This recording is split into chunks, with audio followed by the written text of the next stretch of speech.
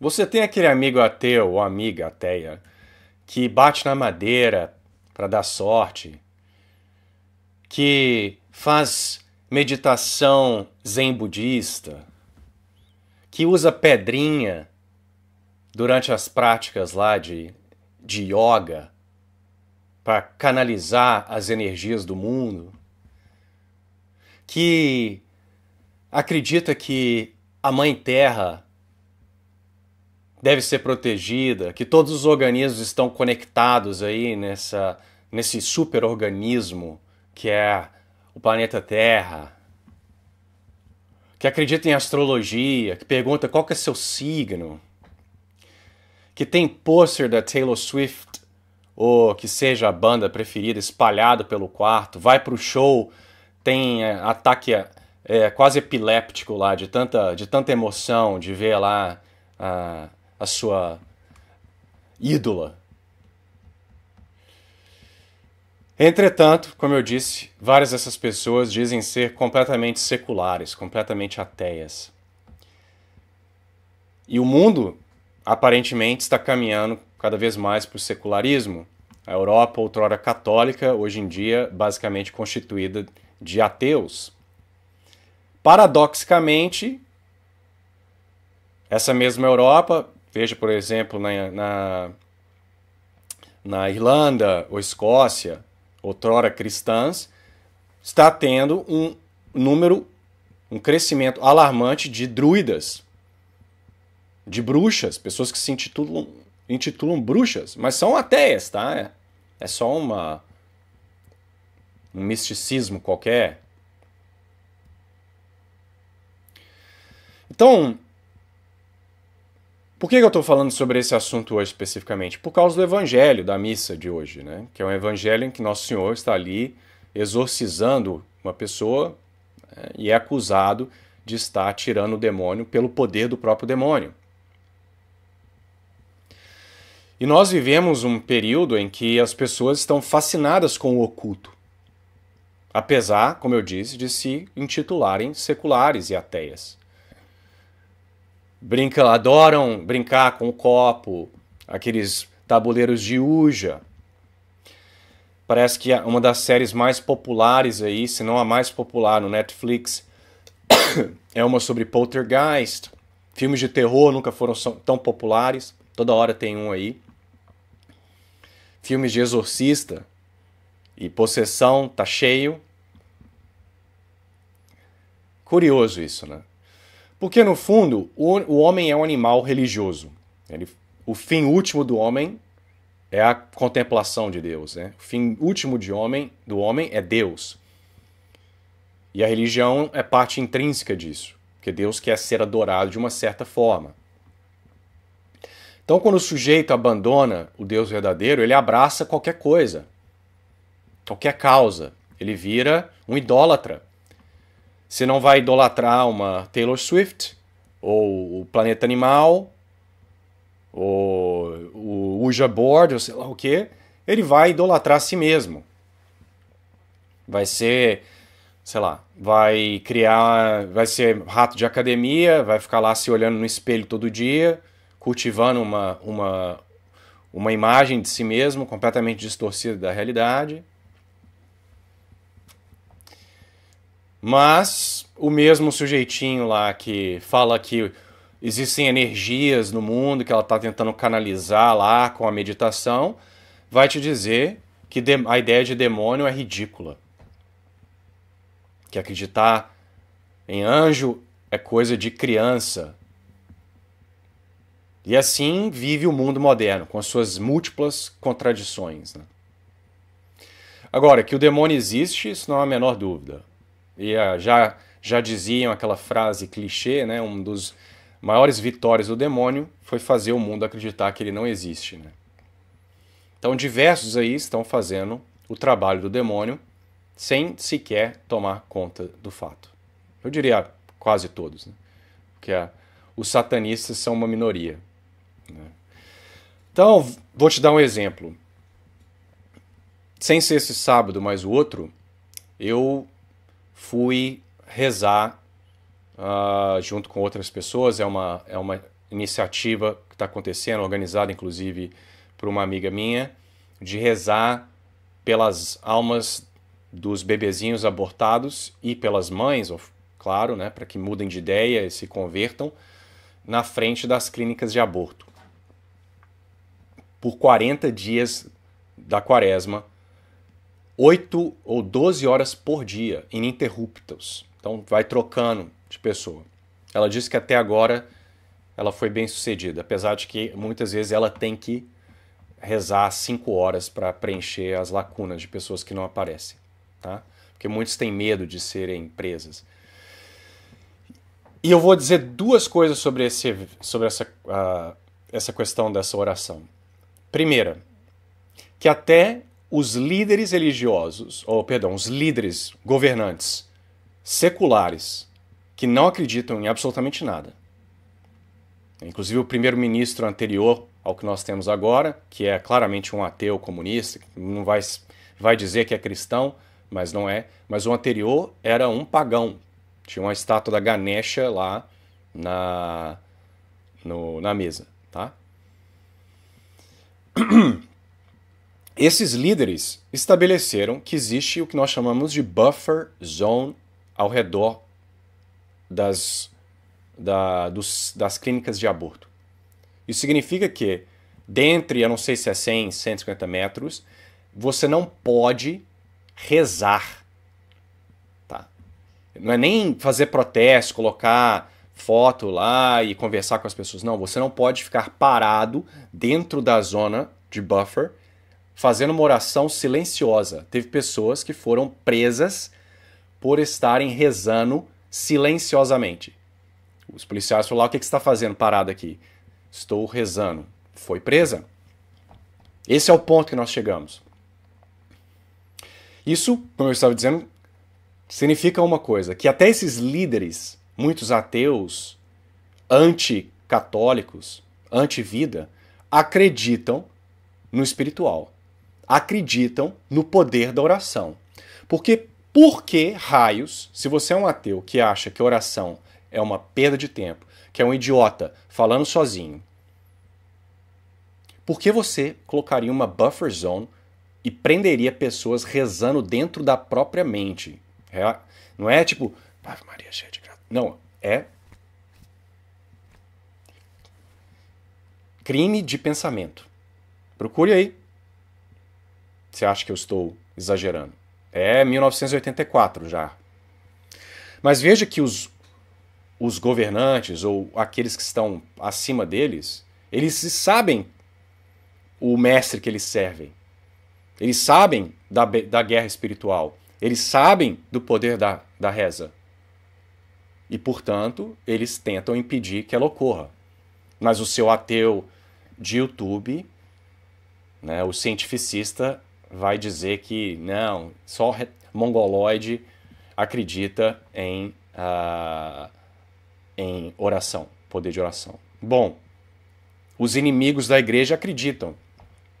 O demônio acredita. Tá. O segundo ponto é o ódio que as pessoas sentem. Então nós estávamos fora da buffer zone. Então éramos muitos que estavam ali, rezando o terço, na verdade o rosário inteiro, com uma imagem lá de Nossa Senhora, né, um cartaz, sei lá que seja, né, convidando as mulheres a repensarem, a protegerem não só a vida delas, mas a vida das crianças, etc. Né? E veja, eu fiz isso uma vez só, e não foi próximo do centro, foi um pouco longe.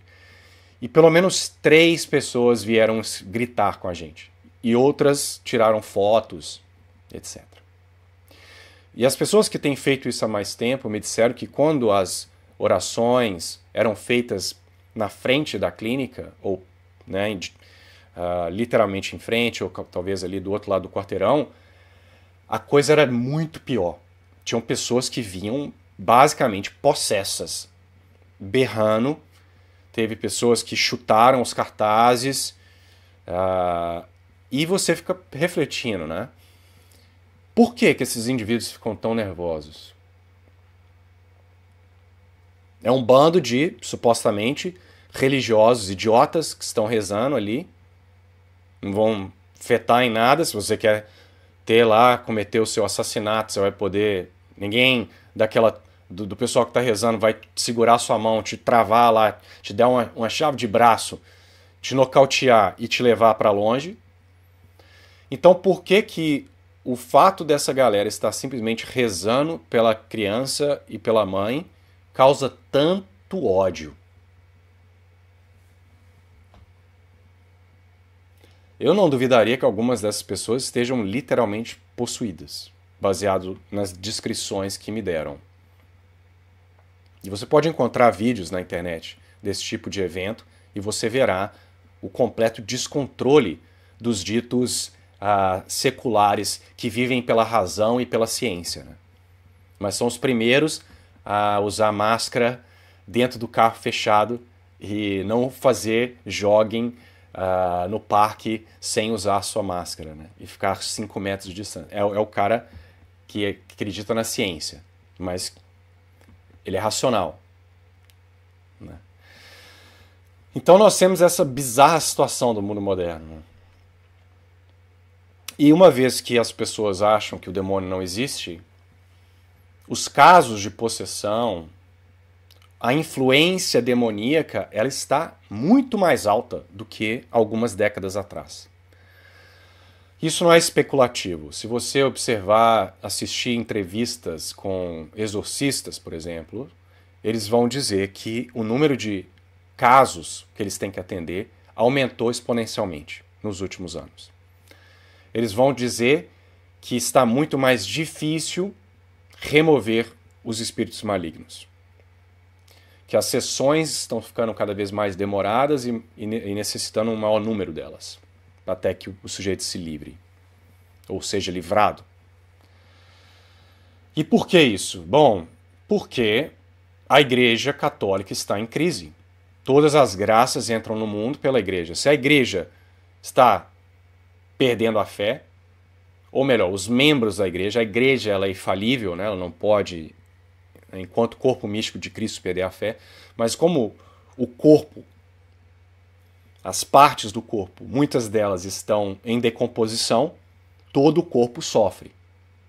Tá? Então, por exemplo, se você está aí, isso é até uma analogia biológica, o indivíduo pode estar todo saudável, se ele tiver uma infecção no pé e o pé dele começar a gangrenar, todo o corpo dele adoece e ele pode morrer por causa daquele pé gangrenado. E a mesma coisa, se várias partes do corpo da igreja estão doentes, toda a igreja adoece.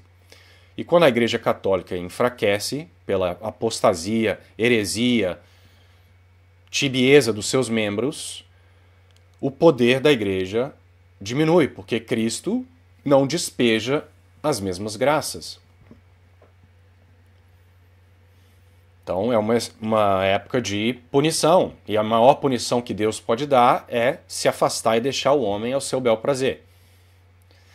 Então, dada a crise na igreja, o abandono da missa tridentina, o abandono do latim, que é uma língua sacra, que foi santificada pelo sangue de Cristo na cruz, que foi lá, né, Pilatos escreveu em grego, né, hebreu e latim na cruz, não foi em português, não foi em inglês. Então os exorcistas aí, né, de missa nova, fazendo missa, fazendo o rito em português, com as modificações do Vaticano II, estão tendo muito menos eficácia. E mesmo os de rito tridentino, por causa da fraqueza do corpo, né, da igreja, eles também, ainda que estejam utilizando o rito tridentino e o latim, estão tendo maior dificuldade de remover demônios. Então, essa é a situação presente. Nós vivemos nesse mundo paradoxal, em que quase todo mundo se considera ateu, pelo menos aqui na Europa. O Brasil é menos, mas está caminhando. Mas é o pessoal mais místico que existe, mais supersticioso que existe. E são os mesmos que acham que as práticas religiosas são coisa de criança e de idiota.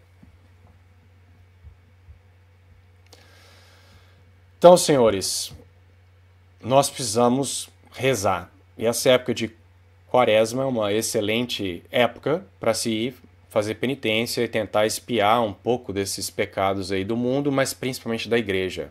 Nós devemos rezar pela igreja.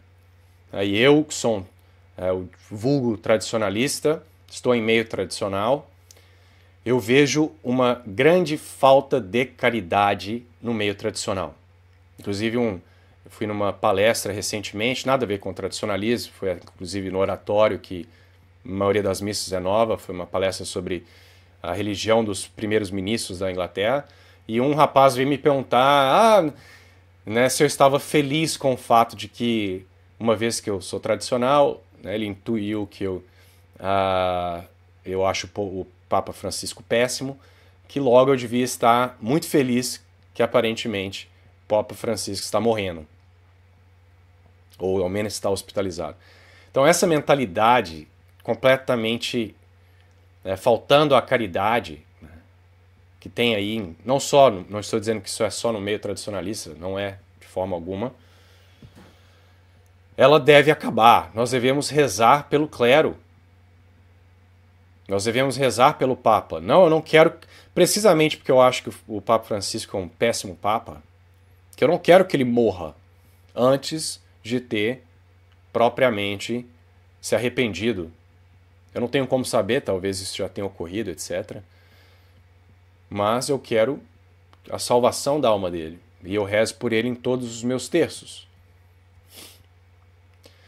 Então nós devemos rezar, nós devemos informar as pessoas que o mundo espiritual existe, porque essas pessoas aí, né, de certa forma, um indivíduo que está lá tentando canalizar as energias espirituais com as pedrinhas, Ouija board, eles estão mais próximos da verdade do que o sujeito, raros, que são propriamente incrédulos. O sujeito, como eu era. Talvez eu tivesse alguma idolatria que eu não tenha consciência. Com certeza eu tinha pelo corpo feminino, que seja. Mas eu não tinha práticas supersticiosas. Mas essa galera verdadeiramente cética, eles estão mais longe da verdade, né? Porque diz a própria Bíblia, né? Aquele que diz... tolo é aquele que diz não há Deus, né? Mas o sujeito lá com o misticismo dele, com as pedrinhas, com os amuletos, ele pelo menos reconhece que há algum aspecto não material da realidade, algum aspecto espiritual. Ele acaba caindo aí nas práticas demoníacas, mas ele está ali compreendendo de forma distorcida um aspecto extremamente real desse nosso mundo, né? Não do mundo visível, mas da criação como um todo. E quantos dos senhores aí, religiosos ou não, já tiveram alguma experiência que se descrita, e se você tivesse honestidade intelectual, você diria, aquilo ali se encaixa muito bem na descrição de algo demoníaco ou angélico. Os demônios são anjos também, né? Mas você entende o que eu quero dizer, angélico do ponto de vista bom, né? Tipo um anjo da guarda que te ajuda em um momento que você estava ali para morrer, basicamente. Graças a Deus, a maioria de nós não verá o demônio e as manifestações demoníacas tão claramente, né? Apesar de que talvez fosse até uma coisa boa, porque aí seria mais difícil para as pessoas negarem, né? Então o fato do demônio ser mais sutil, na verdade, acaba sendo ruim para aquelas pessoas que não estão na fé, porque elas não identificarão muito bem a atuação do demônio. Porque ele geralmente atua com pequenas sugestões, né? Já explorando as nossas fraquezas da carne. Mas alguns de nós já tiveram experiências claramente demoníacas. Eu, graças a Deus, não tive muitas. Eu posso dizer uma com certeza absoluta e algumas outras talvez. Apesar de poderem ter sido simplesmente um pesadelo ou alguma coisa do tipo. Mas, enfim, eu queria acabar por aqui. Tá ficando tarde, eu preciso dormir. Mas eu queria aproveitar, então, esse evangelho de hoje, né, para chamar atenção para essa realidade que muitos ignoram e apontar essa contradição aí evidente da sociedade moderna dita secular, racional, anti-religião, etc. Então fiquem com Deus, não esqueçam de pedir o anjo da guarda para protegê-los durante a noite, São Miguel Arcanjo, até mesmo durante o sono, né? Durante os sonhos, né? Para que nem nos sonhos a gente cometa algum pecado. Não que, antes que eu crie escrúpulos nas pessoas, se você sonhar com alguma coisa pecaminosa, você não pecou, verdadeiramente falando. Mas nós devemos desejar ter sonhos santos também. Tá? E muitas vezes os sonhos nossos são influenciados exatamente pelos pecados que nós tivemos enquanto acordados. Tá? Santo Agostinho, nas Confissões, ele fala, né, Deus, até quando que o Senhor vai permitir que eu tenha esses sonhos, né, impuros? Então ele queria até mesmo nos sonhos ter sonhos puros. Então rezem para que os anjos o protejam durante a sua noite, né? Então é isso, galera. Tenham uma excelente noite e até a próxima. Fiquem com Deus.